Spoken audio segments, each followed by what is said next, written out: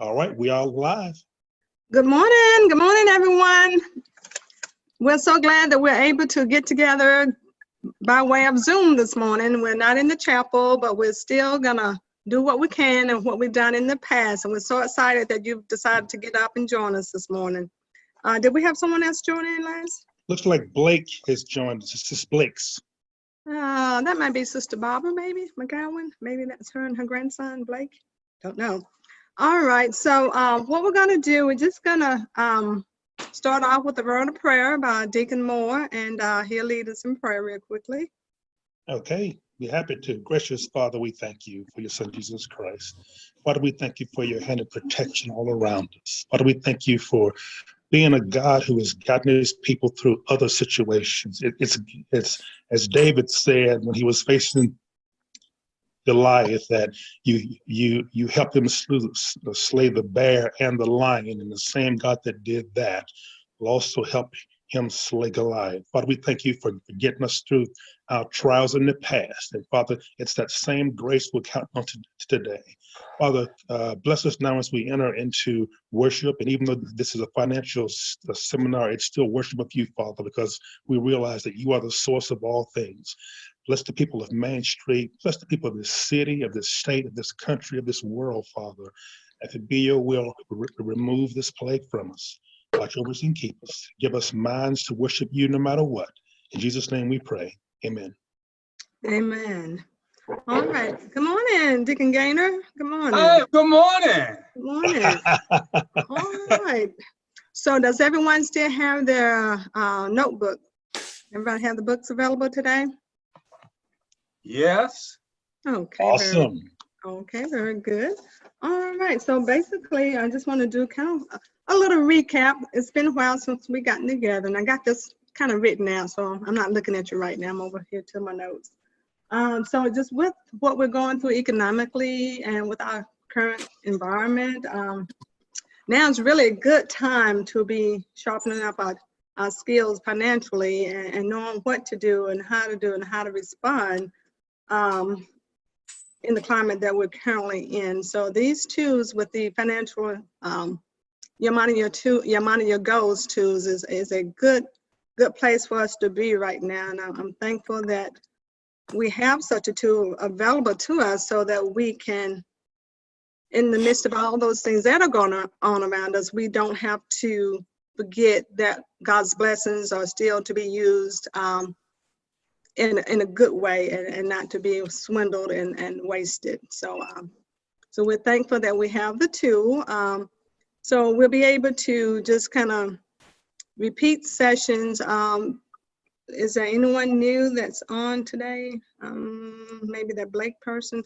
We will be able to maybe do a repeat of sessions 1 and 2 by way of Zoom, just to kind of catch people up if they're interested in wanting to know a little bit more in depth about what we've done in the past. And also note, we're always prepared to do a whole lot more. We have a big agenda.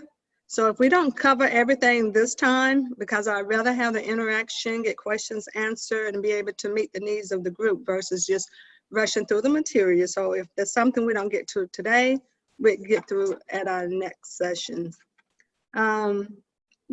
Let's see, what else did I note here? So we were hoping and kind of planning initially to have the curriculum completed in maybe about 6 sessions. But I did speak with Deacon Moore, and I'll let him highlight you on some great things that he came up with so that we can continue our growth financially even after this session is over.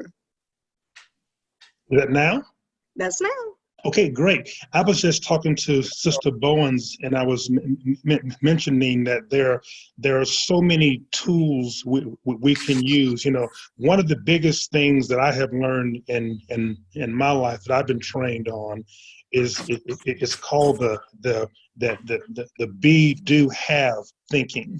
And many times we as folks, we focus on what we do, and even this class focuses on what we do. And that's a good place to start initially as you're learning. But once time passes by and you have a better understanding, it's good to go back and just say, you know, what kind of person do I need to be to really learn these things? Because If I become a certain way, then I can do the right things and have what I need.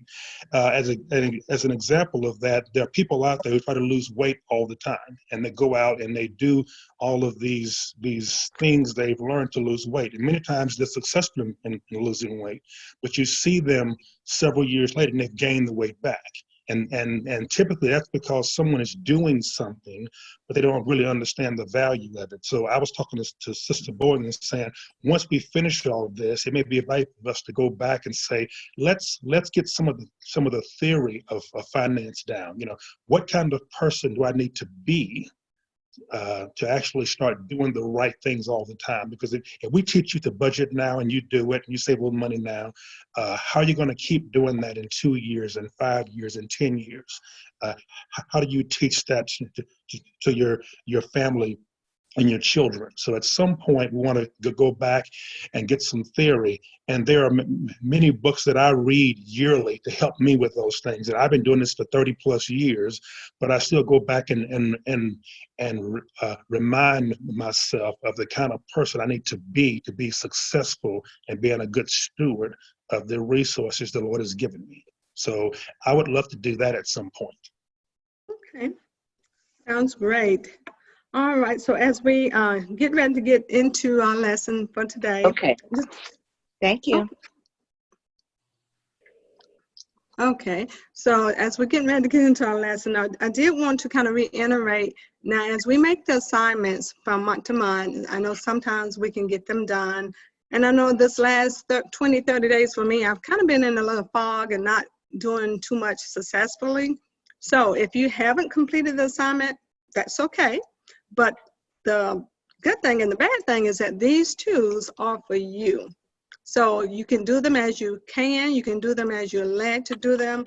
But when you don't do them, then you may be cheating yourself of some opportunities to get some new behaviors so that you can do things differently moving forward so that you have a better success in the end. So we don't police the homework assignments, but they're very, very important so that you can gain the tools that you need to help you financially.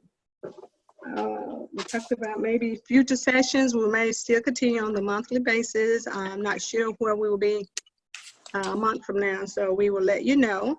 We may be still out on Zoom, and we may be back at the chapel. All right, so I think, let me take a look at my little note sheet here.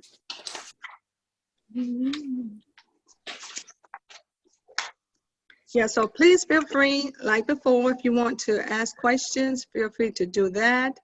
You know, you can, I'll let Deacon Moore explain to you how you can communicate here. Okay, as of right now, you know, there's several ways to communicate. Of course, all your mics are open. I mentioned before that if things get noisy, I actually may mute everyone. I will give you the ability to unmute yourself. So if you have a question, also you can raise your hand there. But since this is a small session right now, until further notice, just know that you can either speak anytime you want to, or if I have to mute everyone, you can always unmute yourself and ask a question. Okay. All right, so we're going to, can everybody see the screen? Yep. Everybody's good? Okay, so we just do a quick recap. I know most of you were here in the first or second sessions. So we did discuss our first and second biblical principles, and I was going to fill that in right there. So I'll let Deacon Moore kind of just give a brief synopsis of what those two biblical principles that we've done in our first and second sessions. I'd be happy to. The first biblical principle is that God is the source.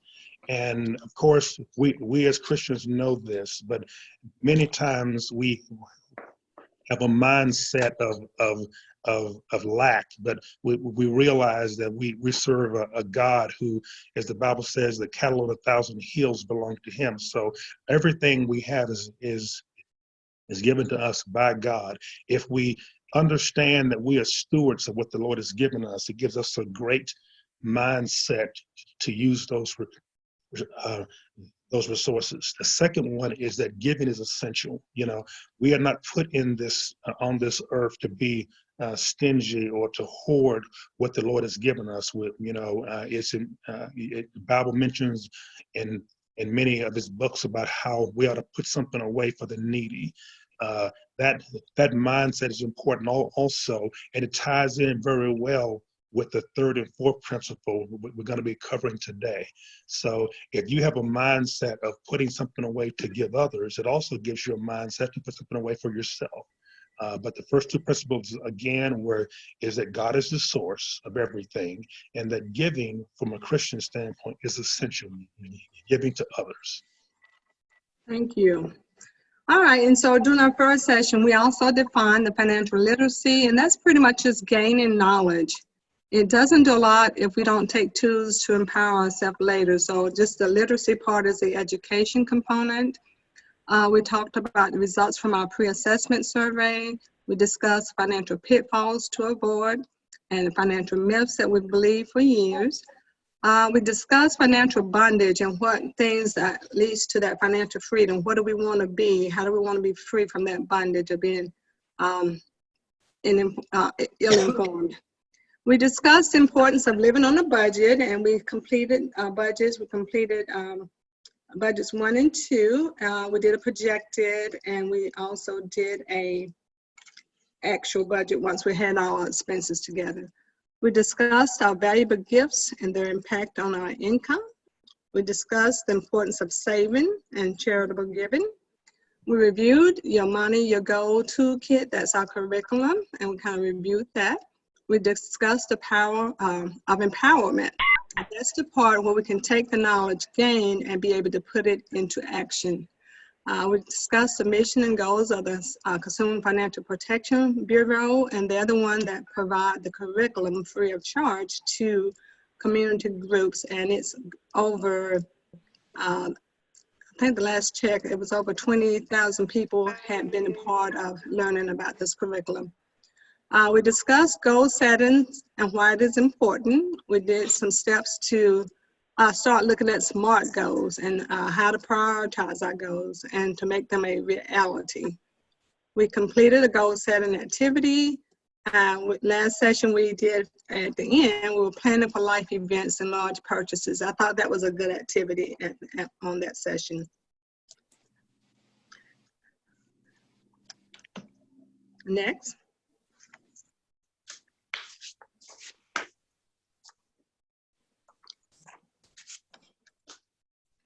Okay, so here we are.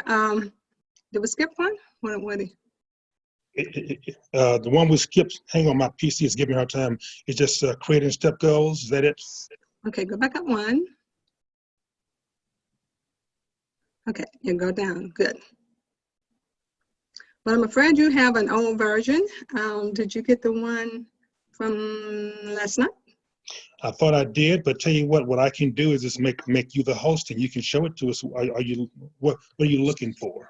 Okay, yeah, I tweaked that one while you were celebrating your birthday. I made a couple of corrections.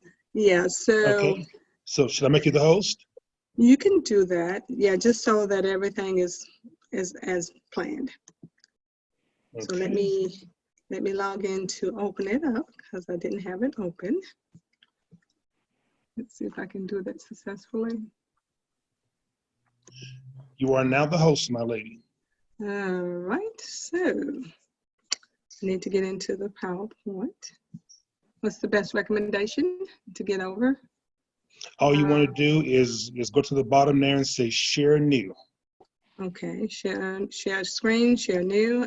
Share new, and then it'll pull up whatever you want there, and you can show it. Okay. I have a share screen. Okay. This will stop your screen from sharing. Do you want to continue? I'm going to stop sharing my screen. Okay. And now you can share yours. Okay, I got a question. It says this will stop others' screens. Yes. Okay, hit yes. Okay. That's correct, yes. All right. And I guess the part I can't do, trying to open up the PowerPoint. Now that we're logged in, how do I do that? Okay, open up the PowerPoint the way you would always do it. And once it's open, then you can share it. Okay, I'm trying to get to the outside screens. Okay, here we go. I think I'm getting there.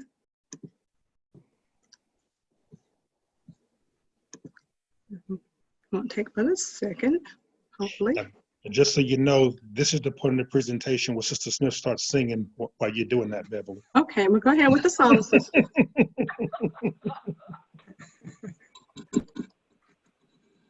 You come up with a short, sweet song for us yet? Is she still there? I think Baby Shark is on tap right now.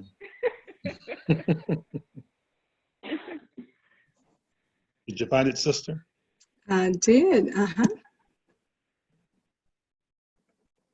Okay. Now, I don't know if y'all can see it just yet. And no, we cannot. So you want to go back now to Zoom and say share screen. Okay.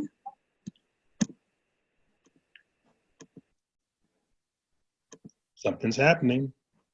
Okay. But you haven't shared it yet with us. One thing I can see is I can't get too far. Let's see. So if PowerPoint is up, when you hit share screen, it should show the PowerPoint presentation. You click on it and say share.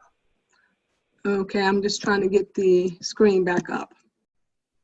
Trying to get Zoom on my screen. Okay, we got use Zoom. your Alt-Tab screen until you have Zoom. Okay. Oops. Once you're on Zoom, go to the bottom. Okay. Return to meeting. How about that? Okay. Okay. And let's see. You see me? I see you, but not the screen. I tell you what. Why don't you give me the host thing back? Oh no, there you go. Something's happening. There we are. There we go. All right. Awesome. Okay. So yeah, that disclaimer. I did want to make sure that I did cover that. And when I was talking about the Consumer Financial Protection Bureau, what they do, they put together the curriculum and they make it free for community groups. But they just want to make sure that you all know that they're not responsible for the advice or actions of the individuals that's leading the sessions. And they also have some links in your book. And in your book, they're just saying that they don't necessarily endorse everything that's there, but want to make you aware that there are some additional references in the material. Okay. All right. Okay. So the only thing I need to do is to make this a little bit bigger. I can close this on the side. Okay, very good. Everybody there can see? Yes, we can. Okay, thanks so much for your patience. So doing preparations for this session, I was really kind of been listening to some news, but I've tried to stay away from as much of it as I can. It can be overwhelming sometimes. You know, that information day in and day out regarding where we are with our environment and the coronavirus. So I thought I would just give some tips or some things that we can do and make sure that we are mindful of while we're in the season financially. We want to make sure that we less our exposure to a time outside the house. So try to automate your finances if you can. So you can do that by enrolling in online banking to pay for all your monthly bills and reoccurring monthly subscriptions, your gym memberships, or anything that you have to pay. So you want to try to do as much of that, do bill pay. It saves time, it saves stamps. I do most of my bills that way. It took me a while to get used to it, but it is functional and a good thing to do. You want to be sure to prioritize your bills in case you can't pay them all. You know, right now, some people are no longer employed or have reduced employment. So you want to make sure you contact creditors so that you make sure that they work out a plan for you during this time, and hopefully it won't be anything that will impact your credit. You want to review and keep a more active look on your accounts to make sure there's nothing has changed, no one's been in there, nothing's increased, nobody's taking more money out. So just keep a more active look on your accounts. And keep investing. I know the stock market's up and down, more down lately than up, but don't be dismayed. Just continue to invest. You know, continue to leave your money as invested. It's easier for us to focus on the near term, which is our right now, and panic, and not be prepared for the long term. Can I hop in there for a second, Sure. Sister Beverly? That is such a large, such a huge point. We all know we should buy low and sell high, but for some reason, the emotion of the day kind of gets to us, and we forget that. I will give some personal information. I personally have been buying and investing like crazy over the last few weeks.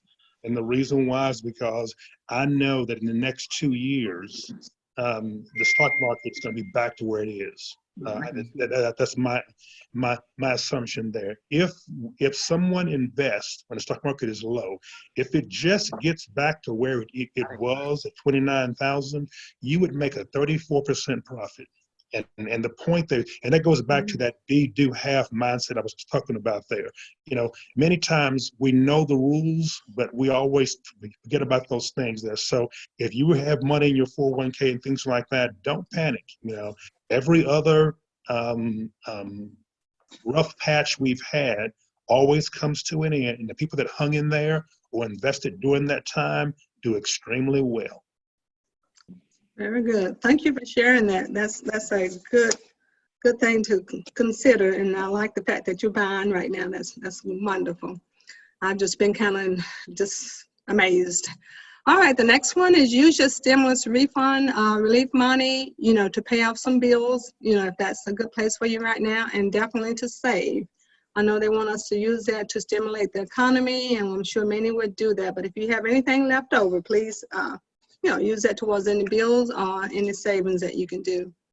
You want to cut any non-essential expenses and cancel unnecessary subscriptions that you might have. So it's a good time to kind of tighten up as well. And I like what Sister Smith said earlier, that she was normally going to the movies every Friday. Well, imagine that savings that she had in the last couple of weeks. She haven't had to go to the movie.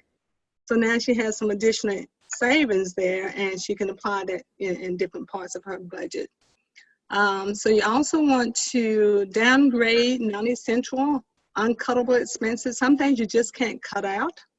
So if there's a way to get a reduction on your cable bill, that might be a good thing. Because right now, I don't know who's impacted how. And from the numbers of the unemployment and the people applying for unemployment benefits, that just tells me a lot of people right now are living on less money. And so I just want to put some of these tools out to kind of hopefully address some needs that someone may have. You want to consider using your home delivery service, and that just helps with being overexposed to the grocery stores and pharmacies. If that's something that would work for you, a lot of people saying they're using Walmart to deliver the groceries, and just me, I'm OCD, so I'm always wiping off everything, even when I come home. So, those services are available if you don't want to go to the store. You want to learn how to do many of your own home repairs. So we have YouTube, and it has some great do-it-yourself videos out there. So oftentimes we have to get service people in the home, and it may be a time to learn some new skills so that you can be able to stop the leak in the faucet. All that is out there on YouTube. It's also a great time on YouTube. Hey, Mom. Yes, sir. Mom, Yes. are you going to share these slides, or is Deacon Moore, who has these slides? Can you all make these available? Yes, I can. As a matter of fact, while this is going on, I will put them on the website as Miss Beverly is talking. All right, thank you. You got the updated version? If I'll send what I have, but if you want to send me the other one, Sure. So what I can do is that why don't we keep you going? Okay. Why don't you let me cover my portion right now? You send me the slide, and then when you start talking, I'll send it out. Okay. Okay, sounds good. So give you a break. Why don't you make me the host again? Okay. That way, then. Okay. Mr. Bowen, Yes, ma'am. With creating like a home delivery service, isn't it also creating an additional expense? You can, yeah, that can be seen. So that money that you're saving from the movies, maybe we can put it there. You know, it's just for the protection so that you're not exposing yourself so much to the environment. You know, and I think Kroger's would do it for like $5. You know, in the past, I don't know what the expense is now, but it's something to consider just for the exposure. You just don't want to have to be out there no longer than you have to be. Yeah, so there will be an expense, but I'm not sure how much that is. All right, so Deacon Moore, are you ready? I've already gone out and I have reclaimed Okay. the host there. So you go ahead and you do that, and I'm going to cover my section right quick while you do that. Okay. Okay, well, I'll go ahead and forward that to you. Okay, sounds good there. Okay, I'm going to cover biblical principles 3 and 4 today, and they are living with the margin and biblically backed savings. And it's, you know, one of the mistakes that we as people, especially in America, make is that we assume we're multitasking and want to do multiple things at one time, and you know, we're trying to rush here and rush there. There's actually a commercial on TV that I hate, and it's by a financial company, but the guy's asking the lady, hey, well, you know, let's meet, you know, let's do Monday. She's like, no, I got to do this, and I have to do that at that time. He names about 10 times, and every moment of her day is full. And the point is that we weren't made to live that way as humans or as Christians. You know, people go off and they rush 15 minutes early to end up being 5 minutes late. And the point is that there should be a margin on what we do. And in our giving in our lives, if you are living your life and using every resource you have to live, you're basically a slave to everyone you owe. And, you know, so it's very important to understand that we are made for relationships. We're actually made to spend time and to have time. And from a human standpoint, if you're always rushing, you know, those kind of things lead to poor health. People have heart attacks and things like that because they're always rushing. And many folks don't understand the stress they put themselves under because they're always rushing there. And the point is, live with the margin. You know, make sure that as you're living and spending on your time and your money, put some time back, you know, to get things done. Put some money back to actually save and have it for when you need it. I mentioned 3 scriptures here. One of them is a good example of not using all your resources is in Leviticus 23, and you can see it there. When you reap your harvest of your land, moreover, you shall not reap to the very corners of your field or gather the gleaning of your harvest. You are to leave them for the needy and the alien. I am the Lord. And God is saying, don't feel like you have to always harvest everything you have. You're going to save some back. Proverbs 21 and 20 says, there's a precious treasure of oil in the dwelling place of the wise, but the foolish man swallows it up. You know, if you have supplies and every day you use everything you have, that's not very wise. Proverbs 22 and 23 says, the prudent man sees evil and hides himself, but the naive go on and is punished. The point behind that is that we all know that you know that not putting something back for tough times is foolish. It's amazing to me how some people, they'll sit there, they have a car and they spend every nickel they have, and then when the car breaks, they're like, oh my goodness, what am I going to do? And I want to go, you know, we all know cars break. We all know that you know that things break, and to not be setting aside things for that rough day is just not wise. So I want to encourage us always to save something. The Bible says that the borrower is slave to the lender. And there's so many of us who actually go off and we live our lives, and then when things go bad, we go to these places and pay these ungodly rates to make it through a given month. Whereas if we just save a little money ourselves every month, a small amount, it's amazing over several months how much that adds up. You all know that I invest in real estate, and what I typically do whenever I buy a piece of property is I set aside money for maintenance. I know that things are going to break, and when those things break finally, I actually have a maintenance fund set up ahead of time. Now, you all may not own real estate, but you have houses, you have cars. If you had a fund that was set aside to say, when things go bad, I'm going to look here. Have savings. Well, since I know I'm going to have to live for tomorrow or the next day, put some money aside for when things happen. How much better would many people's lives be if they had saved 5 years ago for this scenario we're in now? And the point behind all that, of course, is that these are biblical principles that we as the people of God should be adhering to every day anyway. All right, thank you. Thank you.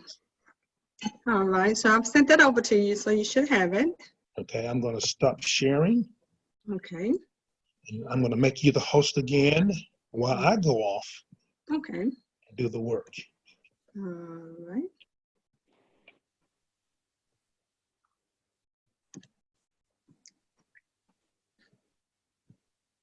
You are now the host. All right. All right, everybody see the screen? Say something. All right. Yes. Yes. Okay, very good. So moving on. You've got a wonderful source right there. Okay, so here's kind of our agenda for today. So we're gonna briefly review what we covered in sessions 1 and 2. We've already done that.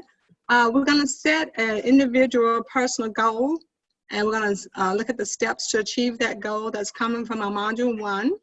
And for those who do not have a handbook, we will make those available to you. Just send a chat to us and let us know who's out there that needs the handbook, and we will get a copy to you at the church. So maybe by Wednesday of this week, and they're in Monday, Wednesday, and Friday from 10 to 3. So we should have that hopefully at the church by Wednesday.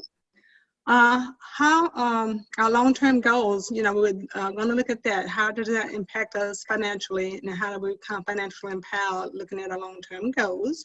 We're going to establish a savings plan today if we get time. We're going to review our biblical principles, numbers 3 and 4, which Deacon Moore have already taken care of. We'll discuss dealing with the debts. We want to look at that and looking at our credit reports for those who have those available. And we'll also look at the credit reports to just see what questions you might have or things that you might have need to maybe do a dispute on your credit report. And for those who completed that disaster checklist, we also will be discussing that as well.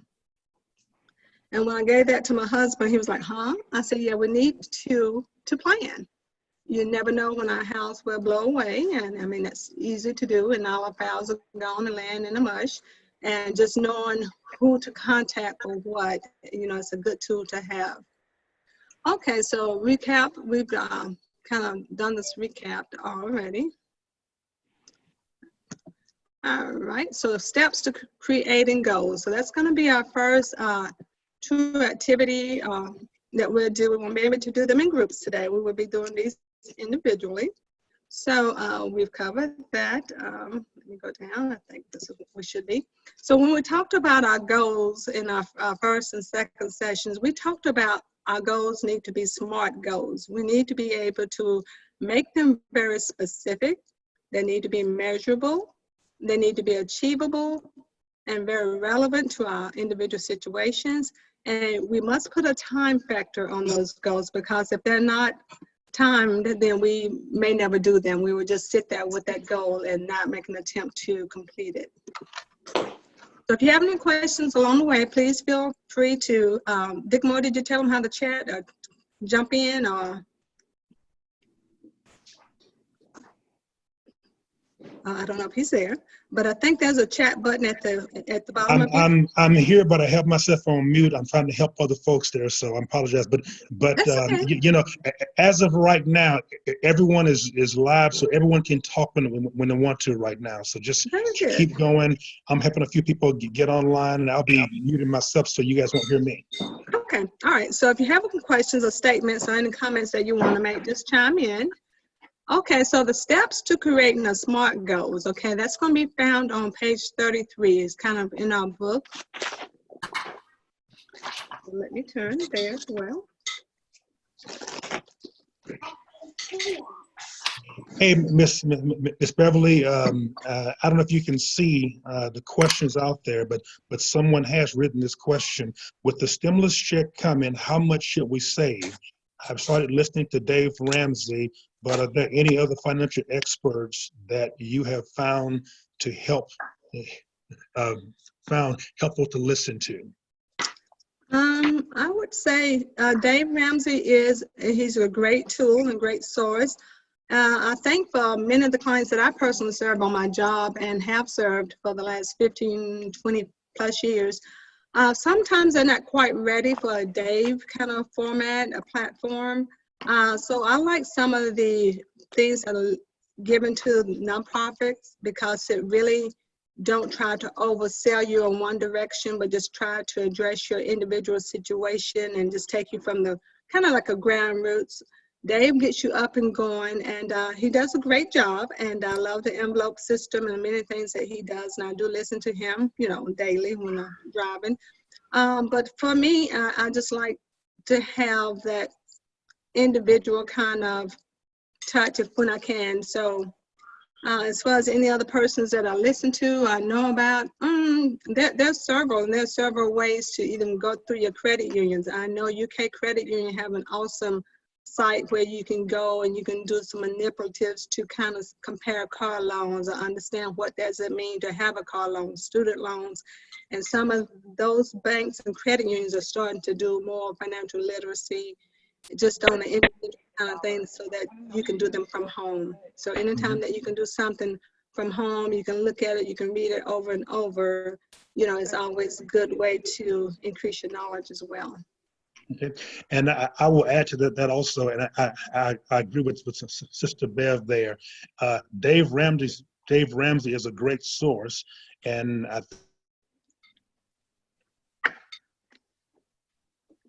actually use information. So as you go on YouTube and places like that, you know, feel free to listen to the free stuff that Dave Ramsey has, but don't feel a need to purchase anything there because there's so many other sources like this program, the credit union and things like that. So you don't have to buy a program to use a program.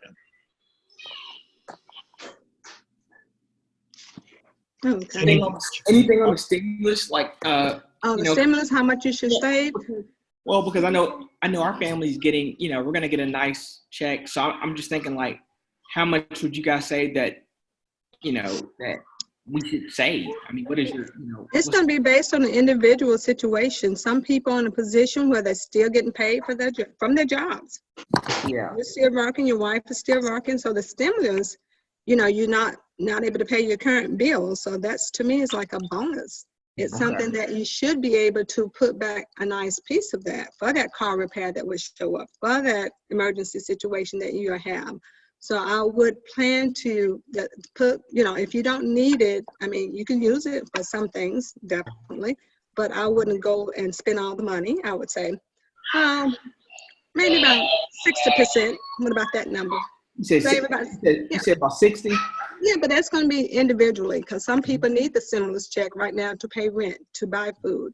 So it's going to be individual. You know, the conversation we're having right now kind of goes back to that be, do, have scenario I was speaking about before. You know, a person who is actually a person who is being financially responsible understands that there are stages of saving. The first thing is an emergency fund. You know, so as an example, if I'm someone who actually does not have an emergency fund, I'm going to put everything I can, maybe even assuming that that I'm still working in right now, I'm going to put as much as I can in that emergency fund.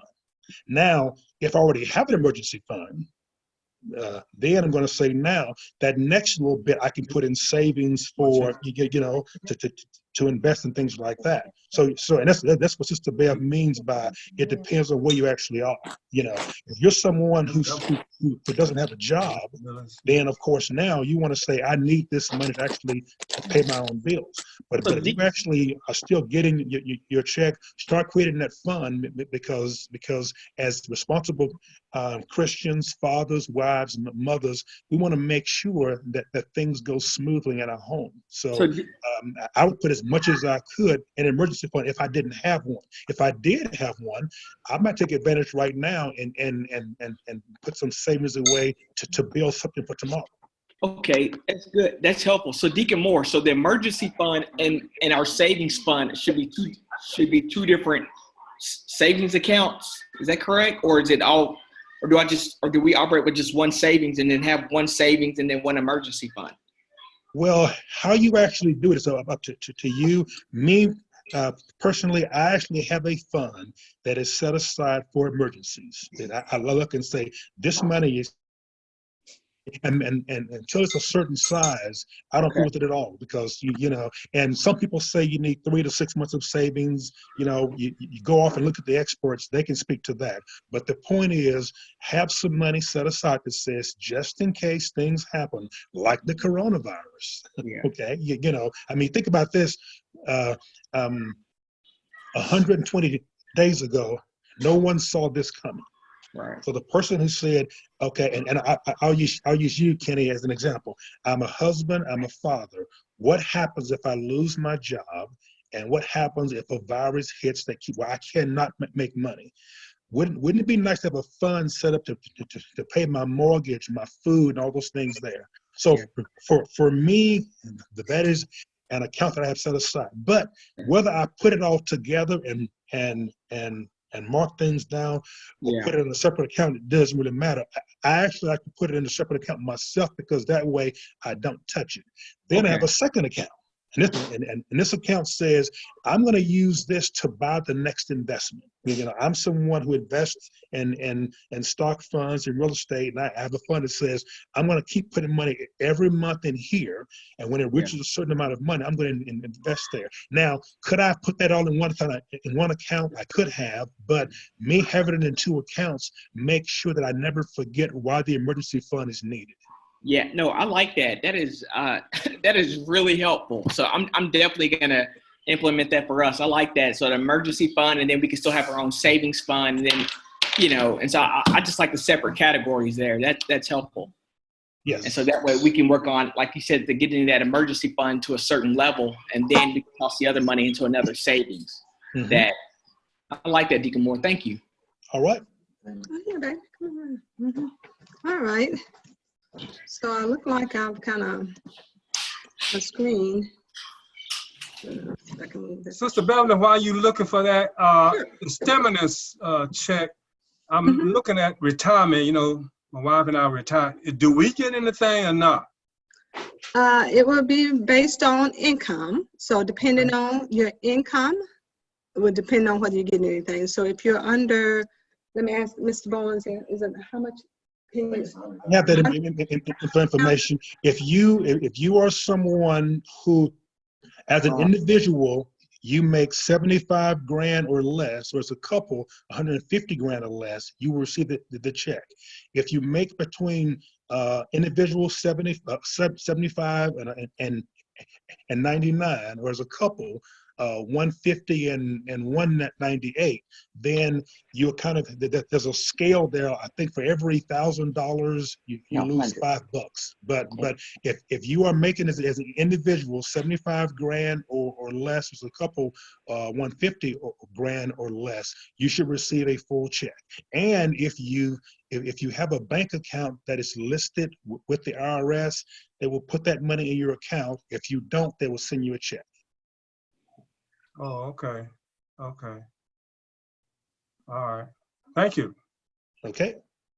Now, just so you know, I'm going on mute now, but I'm still here. Okay. All right. So we'll go to our next slide here. So what are the steps to creating a SMART goal, which is on page 33? You need to write each step in a separate box. Okay, so as you're looking at page 33, in the bottom half, there's where you start listing out, the steps that you're gonna identify. So let's just take about 2 minutes to kind of come up with a goal that you may have. Some people made it travel goals in the past. Now that may not be a goal that we are setting right now, but any goal that you can set for yourself. It can be financial goals, or it could be going back to school goal or retirement goal, any goal that you want to work towards. And if you make a little bit more of a shorter term, and I would say a 12-month goal right now, and just to kind of do our example here today. So if you could take maybe about 2 minutes just to fill in, selecting a SMART goal you want to achieve. That's it. Right under number 3 on page 33.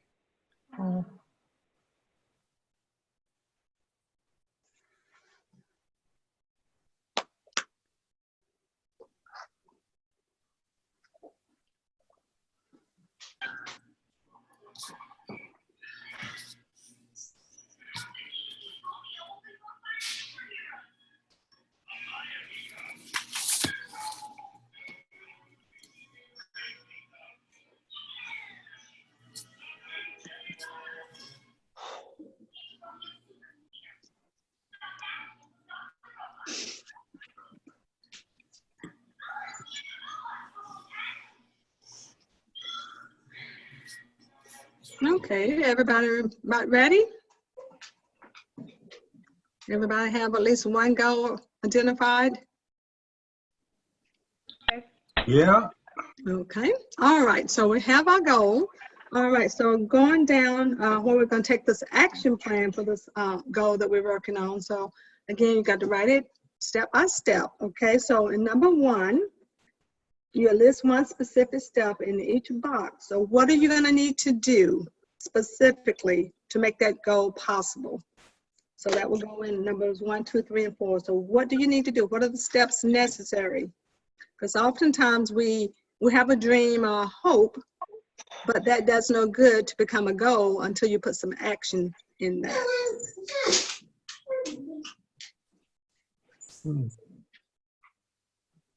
So some goals will need 1 or 2 action items. Some may need 2, 3, or 4. So depending on what your goal is, it will depend on how many steps it will require you to do in order to complete that goal. All right. Anybody have a question on that? All right. So now, But see, we got retirement goal, and I'm trying to figure out how we do make some steps for that. Retirement goals in terms of savings. Yeah. Okay. You can still be making that a goal. It's not too late to make that a goal, and that would just means that you'll be able to take the earnings that you still have coming in and design a goal based on what you want, whether it be a dollar amount that you want to make a goal, or whether, however you want, whatever you decide your need is in that category. I like to have an additional, in 4 years, I like to have an additional $200 a month coming in. So you have to be very specific about what you're wanting to do towards that retirement goal that you want to set.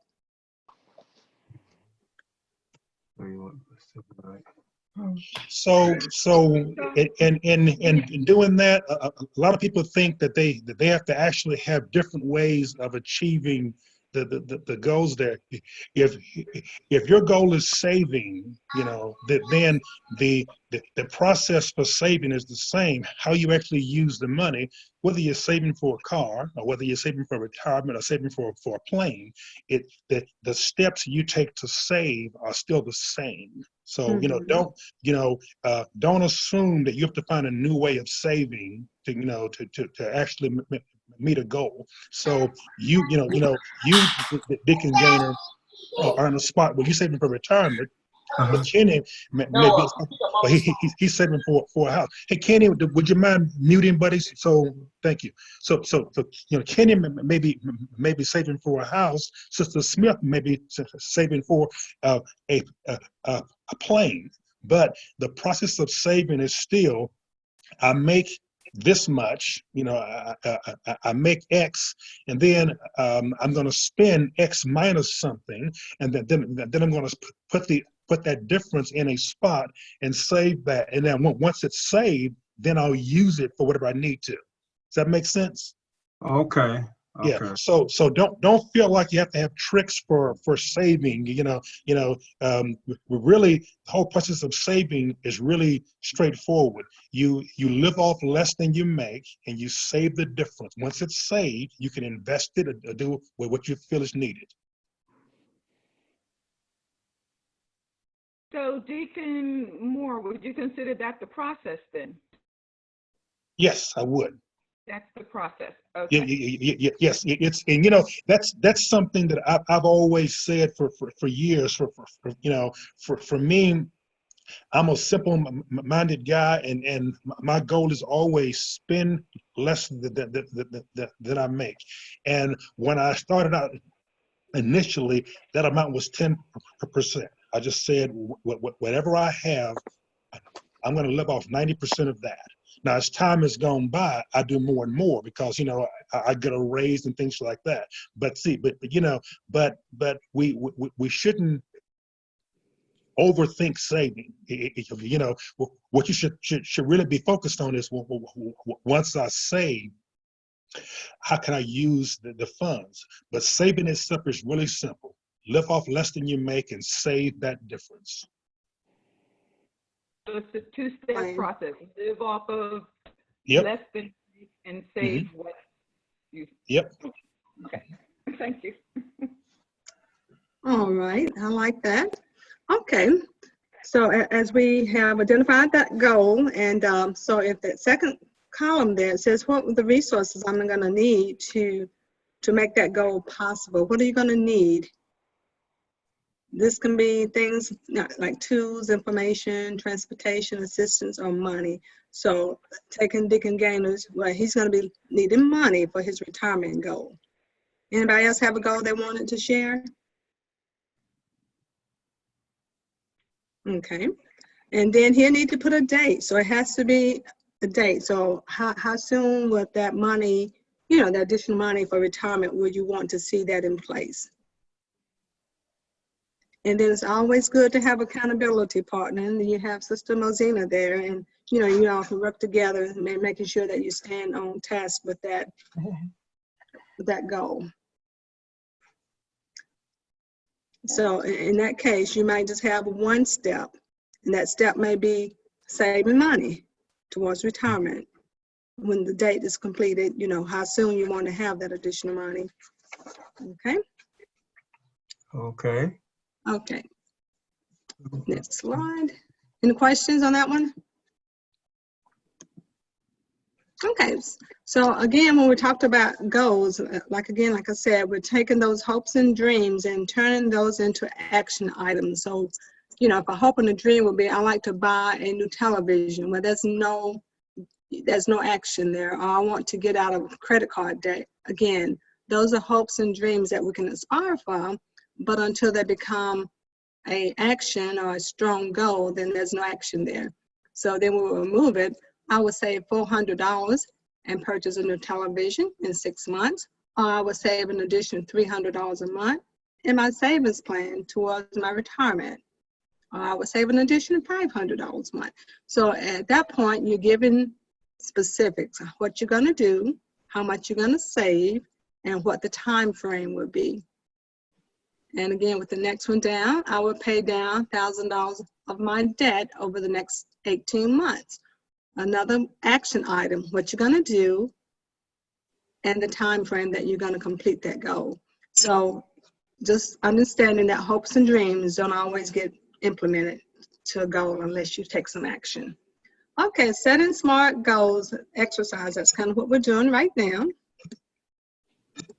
Oh, I think I'm just hitting something. Okay, So that's the sheet that you're filling out on page 33. Okay, but also keep in mind, as things change, oftentimes you will have to make revisions to your goals. Things change. You could have been employed and you were on a good savings track, and now all of a sudden you're not employed and you cannot save. So there are times when you will have to revise your goals. So, and here's some reasons when you would need to do that. Your circumstances have changed.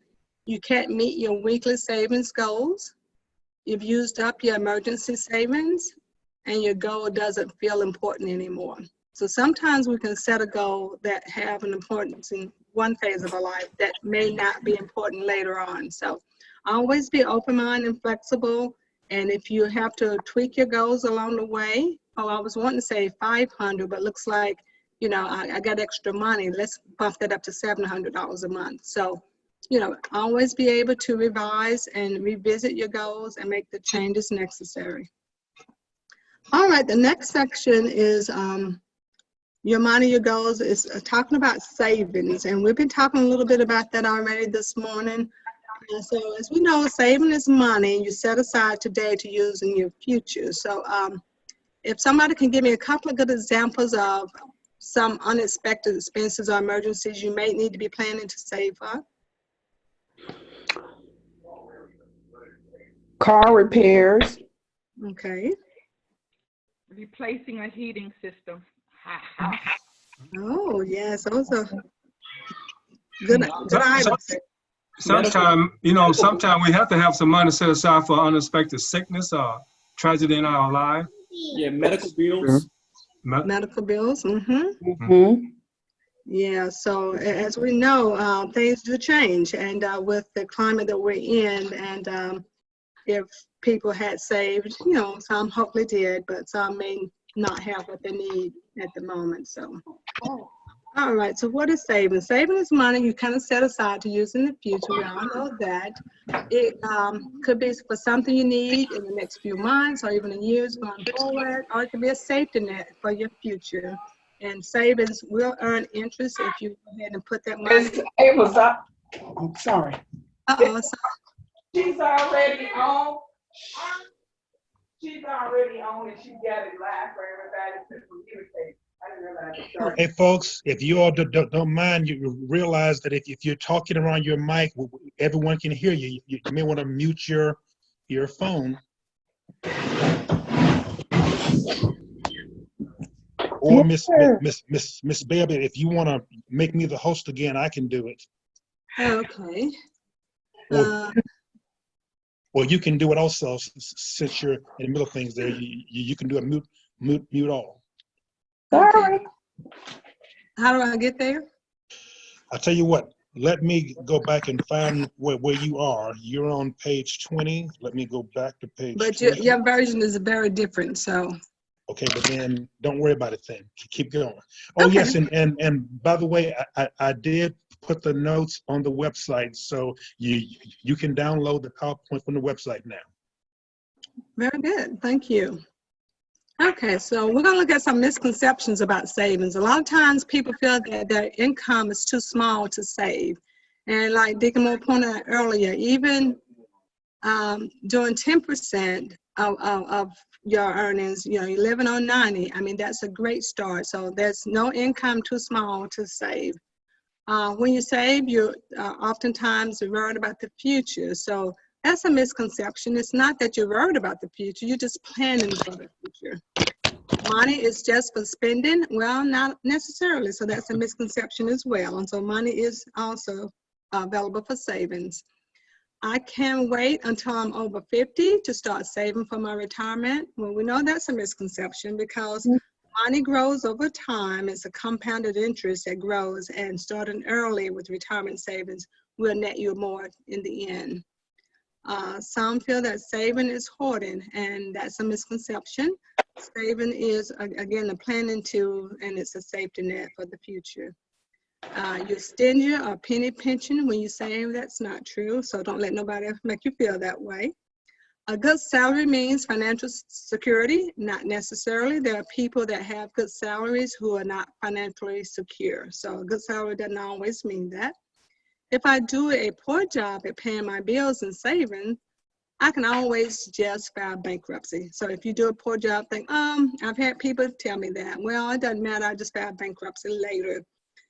That's not a good plan, because now it's not an automatic release of all your creditors. In bankruptcy, you will be put on a management plan to repay debt. So it's not like a get out of jail ticket as it used to be years ago. So filing bankruptcy is not necessarily going to get you where you need to be.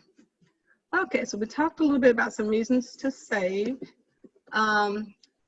So people save for many reasons, and we talked about save for those emergencies because they will happen. Many emergencies or unexpected expenses can be managed with just $500 to $1,000 in emergency fund. When you save for emergencies in advance, you can handle them when they happen without having to skip other bills or borrow money. So when you borrow money, you have to pay fees and sometimes interest. And on top of that, you will probably have to use some of your income going forward to pay back the money you borrow. So saving now for unexpected expenses like pet furnace and car repairs, you know, it will help you in the end. So it'll be a good tool to be saving. All right, so many of these we've already talked about, reasons to save, assisting things. Education for your children is a good reason to save. Vacations, if you want to open a business, and you can also create an attitudinal change, changing your attitude about money. You can become more disciplined if you know it's okay to save and see the long-term benefits of that. That's going to give you a mindset change and be able to really help you become more disciplined in savings. You can delay, you can delay gratification. So many times people want to buy the next greatest and biggest vehicle or the next, but that's a temporary gratification. You right now you're glad, but then next year another model comes out. So again, so those things are just kind of temporary. So you can change your attitude by understanding long term your growth in your money will pay off dividends in your future. So you can sacrifice and you can give easier. So that's a good place to be because you never know who might need what even in these times. But if you got that mindset that, hey, I'm going to be able to share because I've prepared myself to be able to share with others right now. And that's a good mindset. And you can become a better steward. So what better thing than being in the right mindset to give? All right, so taking steps to creating savings. It must make the decisions and you must be committed. And this is one of the biggest area. Any goals that you set, be committed to that. I know it takes time, it takes discipline. It's sometimes a new thing for many people, but that's okay. Start right now where you are and say, hey, I've set this goal. I'm going to be committed to doing it. I'm going to follow through. And that's when we start having those behavior changes that really makes a difference long term, because if we can't change that behavior, then we'll never change our situation. So be sure to be committed to the goals that you set. So there are two ways to find that money. We're talking about savings. So you can spend less or decrease your expenses, or you can earn more, you know, by maybe working a second job, getting overtime when the market gets better. You may have a bonus. You get tax refund money. Those are times that you do have extra money. If your budget's working and you get overtime money or you get a bonus, you don't always have to spend it. You know, you can spend part, save part. If you're paid bi-weekly, there are months each year when you get 3 paychecks instead of 2. Let me repeat that. So if you're paid bi-weekly, there are 2 months each year when you get 3 paychecks instead of 2. So now you got a whole extra paycheck available to you to put away if you're able to do that at that time. Okay, so creating savings emergency plan. So what do you do? So you pick a reason for savings. So we kind of talked about that in our goal setting. You consider starting an emergency fund. So on this one, it's strictly about establishing that emergency fund. Our first activity was about goal setting. It didn't have to be a financial goal. It could have been buying that plane Sister Smith was going to get. So in this exercise here, it's just about creating that savings and emergency plan. So then this is on page 46 in your book.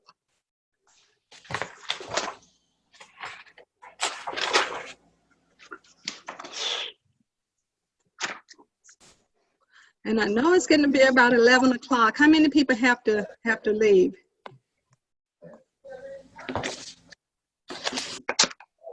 Anybody have to leave right away? We okay. Everybody okay? Okay, so we'll maybe try to go maybe about another 10, 15 minutes. Is that okay? That's good. Okay. All right, thank you. All right, so you pick your reasons. We've talked about that. So figure out how much money. So this here is strictly about that emergency plan. So this is where we want to start. We want to make sure everybody has an emergency plan. And again, that's separate than savings. And that's also can be separate from your other goal that you have. Okay, so emergency fund, emergency plan. You can have your other goal we talked about earlier. That could have been planning a trip. That could be getting my new furnace. So that is a separate goal than saving for your emergency plan, okay? So you got page 33, the goal for that. You got page 46 where we're working on the emergency plan. So what you want to do. Hello? Does someone have a question?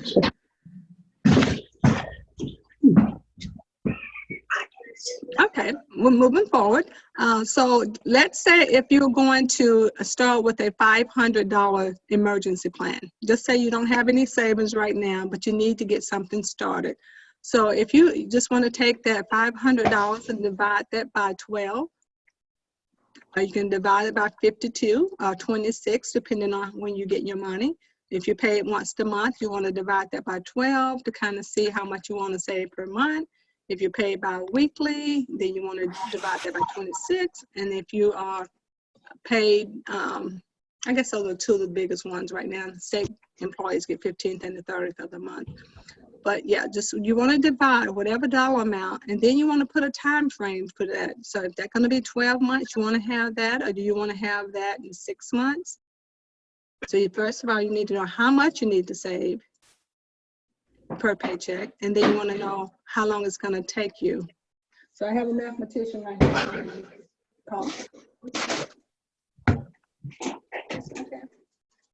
Yeah. So just take that amount that you want to save. Everybody with me? Yes. Okay. All right. So we're going to do the $500 one, and just say we want to have that in the next 6 months. So we do $500, divide that by 6 months. That's our time frame. So over the next 6 months, we'll need to save $83 to give us our $500. 83 times 6, math was 498. Okay, so now we know we got that goal set, we got a time frame, we want to have it done. And then you need to look at your monthly, how often you're paid. So if you pay it once a month, you know, okay, I got my Social Security check. I need to put back $83 in order to have my $500 in 6 months. Okay, any questions on that?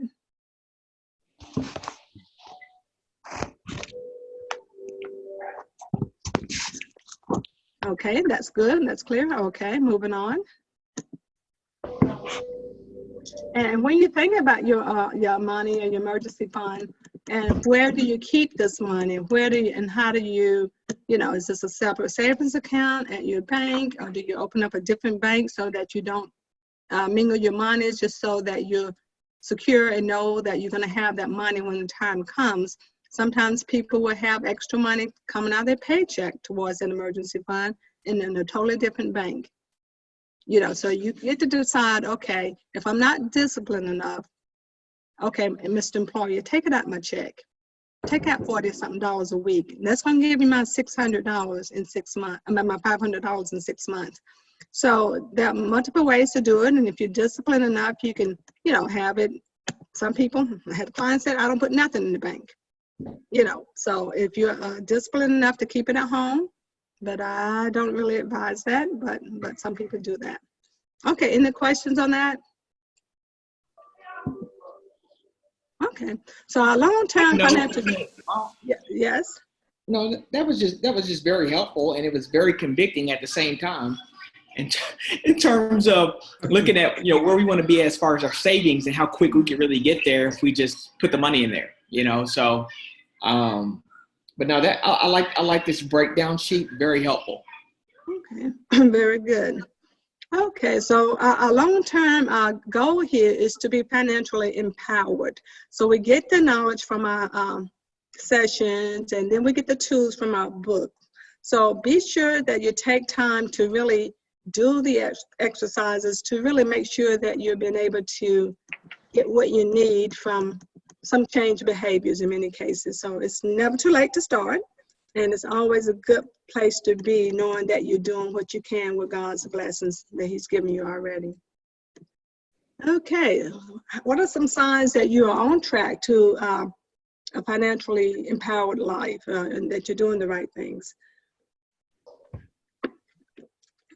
First thing, you're consistently saving. You're living on a budget. You're living within your means. You're committed to stewardship and charitable giving. You're able to give yourself a weekly or monthly allowance. Some people like that. You're able to balancing your checkbooks. You're planning your meals and shopping ahead. So that's always a good money saver. Excuse me, you're giving yourself permission for an occasional treat. Excuse me 1 second. You're setting financial goals such as an emergency plan. So you should not stop saving once you get to that $500 in that 6 months. If things are going well, you can build that emergency fund now up to $1,000. So you can continue that savings. You don't have to stop now that you got 500. If you saw no problems with that, continue on that plan. And you have your tax withholdings right. I do taxes, and oftentimes people say, oh, I like to get a big refund from the government. But again, you're putting your money out there for them to use all year. But if you get your tax withholdings right, you don't have to get a big refund. You can save that money yourself. Oh. Make the necessary changes. Thank you. Okay, eliminating or reducing debts and expensive habits. So, you know, if you're able to do that, you're getting where you need to be empowered, because you're not wasting a lot of money and you've gotten rid of a lot of your debts. You're involving the whole family in your money discussions. It's just not a husband or it's just not a wife. And even if you have children, involve them. It's not just we can use the debit card, because there may not be money and kids see parents do that. Oh, we can just use the debit card, but that does not mean that there's money in the bank. So involve your children, your young adults, your teenagers, you know, in the conversations, especially for those that are still in your home. All right, we've done our biblical principle earlier. So now we're going to move on to dealing with debt. Okay, can somebody tell me what a debt is? You have to pay your bills. Mm-hmm. You Having to pay a charge bill? something. When you're buying something, you ain't got no money to pay for it. Right, that becomes a debt. Very good. All right, and so how is a debt different from credit? Yeah, credit is so when you get money. Debit is nothing there, and credit, you got something on hand. Okay, so Okay. debt is something that more that, you know, you can say, okay, I owe a bill, Right. right? And credit is something that's extended, you know, to you. So in the end, those are two things that you do have to repay. If you get something on credit, that's still a debt, you know, so they're kind of one in the Oh, same. okay. I see what you're talking about. Okay, got you. It's money you owe, Right. and money you owe is debt is a liability, again, a debt, and an obligation for future, takes up your future income. So anytime you have a debt, then that takes away money that you have available to save. So how is that debt different? Credit is the ability to borrow money. Debt is the result of using that credit. So again, to reduce those is always a good thing. So there are good. And hey, can I hop in for a second here? I want to be real quick because I know we're short on time. But for people who are trying to purchase things in the future, and like Kenny maybe in the spot where you want to improve your credit score. That's very important because see, what credit bureaus do is they actually check on the difference between your debt ratio and your credit. So as an example, if I actually have a credit card and my line of credit is $5,000, I've only spent $1,000, then now my debt is 1,000, my credit is 5,000. And what they do is they actually check and see, because if you use up all the credit you have, you know, the money that people will allow you to spend, if you use that, that's going to impact your credit score. So you want your debt to be as low as possible as compared to your credit. And also as compared to that income, because when they do that ratio, they're going to look at the debts and they're going to also look at that income. And then they're going to say, oh, are you maxed out? Like you were saying, are you maxed out? Have you used 100% of that $1,000 they say you can use? So that absorbs in your credit score. So the more of your credit you have spent, then that's going to reduce your credit score because they look at you as being maxed out. You've used all your credit and you're maxed out, and you're someone that may be a higher risk to a bank because you have used up 5 credit cards to the max. Okay, so there's some good debts and some bad debts. Loans from a friend or family member. Is that a good debt or bad debt? Bad. It's bad debt. All right, what about an auto loan? That's good. It can be good with the right interest rate and making sure that you're not over putting down too much money. Sometimes people think, oh, I'm going to put down $10,000 on this vehicle, which is a very quickly depreciable item as soon as you leave the lot. So you have to evaluate, is it good to put down a lot of money on that vehicle? Some say it is. I happen to maybe disagree with that, because if your credit is good enough, you may get 1 or 2% interest, which is not a bad place for a vehicle. What about a student loan? Is that a good debt, bad debt? Good debt. Like what kind? Student loan, good debt, bad? A student loan, is that a good debt or a bad debt? I'm saying bad. Bad. Yeah, it can be bad. It can be a good thing, but I think over time what the lenders have done to students, and they've given such a higher interest rate, and they kind of didn't realize, or the students didn't realize long term, you know, that debt is still going to be there because I'm in school. Now I've graduated, now I've still got the debt. So that student loan debt can be very large and can follow you for a long time. But if you're responsible with any debt, so if you got the student loan debt, don't defer the interest, continue to make payments, then it can be a decent debt to have, just so that you can get that credential to get that job or profession that you need. So there's a couple of ways for that student loan debt to be looked at. What about a payday loan? For the student Mhm. loan, due to the coronavirus now, some of these student loans have been put on hold for the next 6 months Mm-hmm. for deferred payment. How does that impact, I guess, after the 6 months? It just starts again, you know, the repay Mm-hmm. loan, or just how does that impact? I don't know. Well, what they're doing now, they're doing that at a 0% interest. So that's a good part of that plan, because the interest is not continuing to grow. However, your indebtedness to that student loan is still there. So if you can continue to make a small payment towards that debt while we're in this coronavirus season, you will be still reducing that principal balance. But yes, after 6 months, from my understanding, then they're going to start it up again, and you would not have incurred, or anyone wouldn't have incurred any interest along the way, but will be able to, you know, go ahead and start repayment. So a lot of times people are looking at this as an opportunity to pay off their other high interest debts. Okay, I was paying $400 a month on the student loan.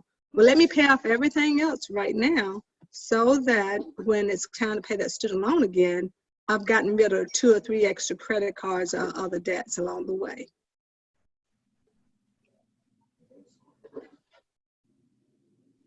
Uh-oh, I don't see anyone there.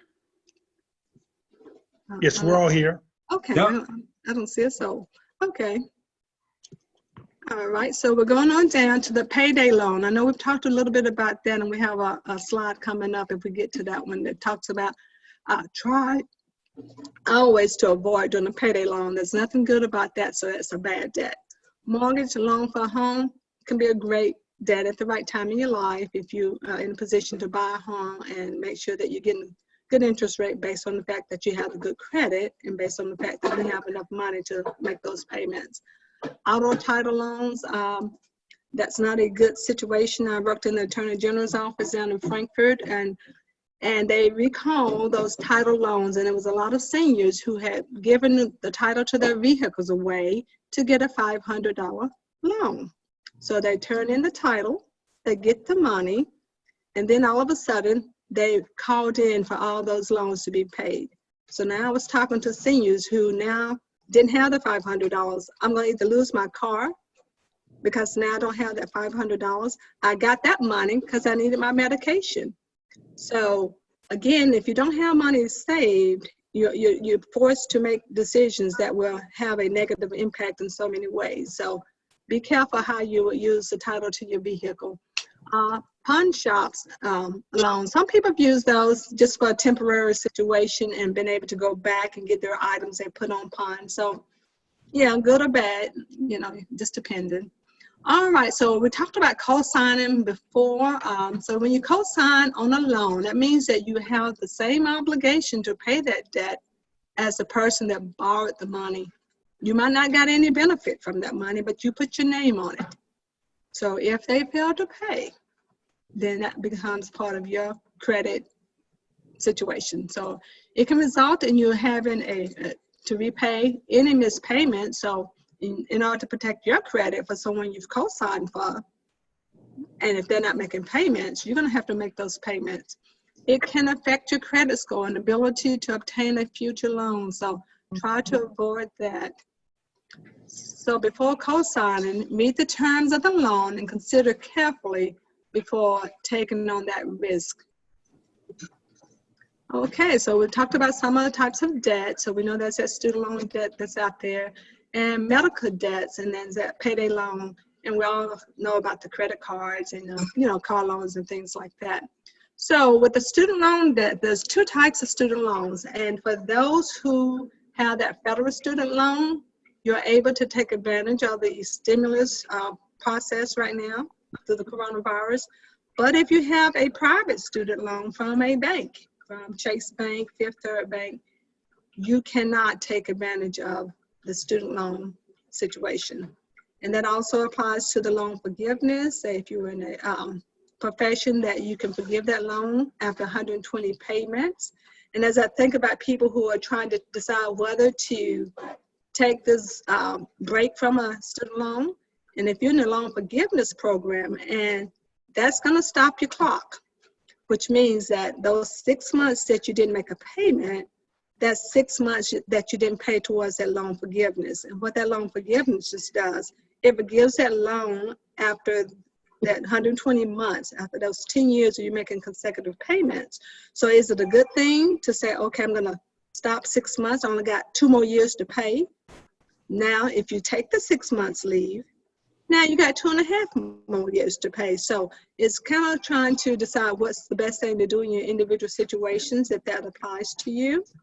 But for those that have that private student loan, they don't have an option to do a loan forgiveness. So loan forgiveness is always a good tool if you can take advantage of that. But Dave Ramsey said, hey, forget that. Just pay off that loan. And some people are like, no, that's $100,000. I'd rather, have it gone in the next 2 years. So not sure which you have. You can always check to see, whether you have a federal student loan or a private loan from a bank. So you can go to that website. All right, so medical debt. So here's one of the key things that's going on. The medical debts, and we'll wrap up. We'll wrap up. Okay, so we'll wrap up. So two numbers to know about medical debts. That 37% of the people have unpaid medical debts. but they will not report that as a collection until 6 months after you have not paid. Okay? So that's kind of, we'll start wrapping up. Anybody have any particular questions they want to have ask? We can get together again, and whenever you all are available. I'm available. I think Deacon Moore is available, but if you want to wait 30 more days, we can do that. But if you want something maybe in 2 weeks, let us know that as well. Any other questions?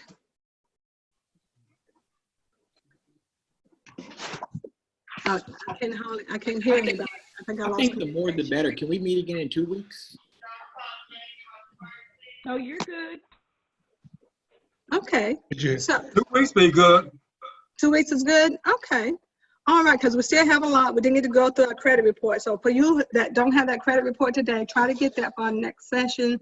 And we'll put something out by way of the church announcement on Facebook page. Anybody else have anything they wanted to share real quick before we go?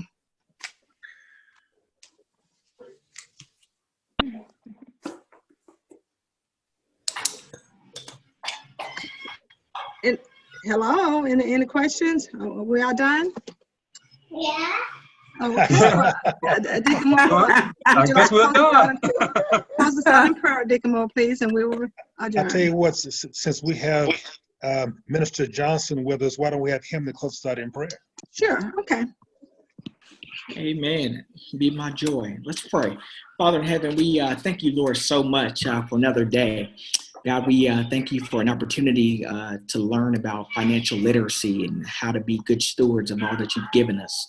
Father, we pray, God, that the lessons that we've learned today, God, that you would give us the grace to implement these practices and good skills into our daily lives. Father, we want to be good stewards. And Father, most of all, God, we want to honor you in all things.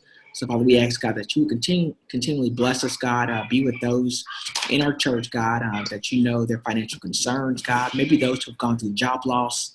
I pray, God, that you would remind them, God, that you'll never leave them nor forsake them. Father, help us as a church to come alongside them and to assist in any way that we can. And, Father, we ask, God, that you would continually bless your people. These things we pray in Jesus' name. Amen.